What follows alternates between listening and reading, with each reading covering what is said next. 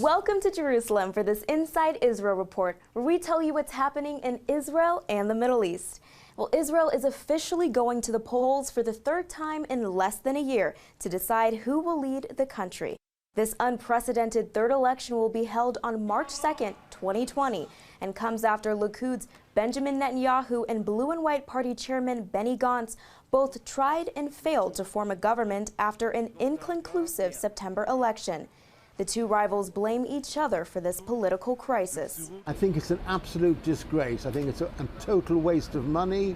I think it should be resolved. I don't know how to resolve it, but it must be resolved.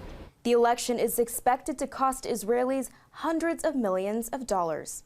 A Lebanese Christian businessman who spent hundreds of thousands of dollars buying Nazi artifacts was recently honored at the president's house in Jerusalem.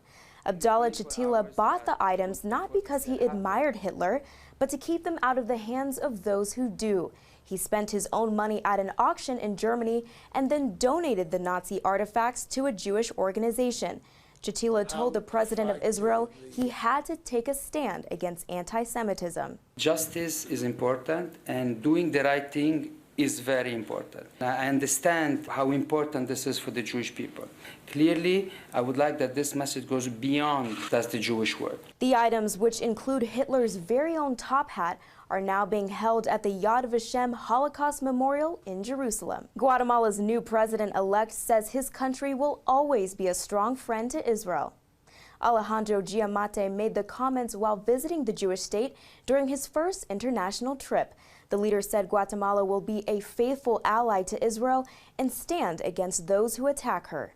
Guatemala was the second country after the United States to move its embassy to Jerusalem last year. It was also one of the first nations to vote in favor of the reestablishment of the Jewish state at the United Nations in 1947. For us in Guatemala, Israel means a lot.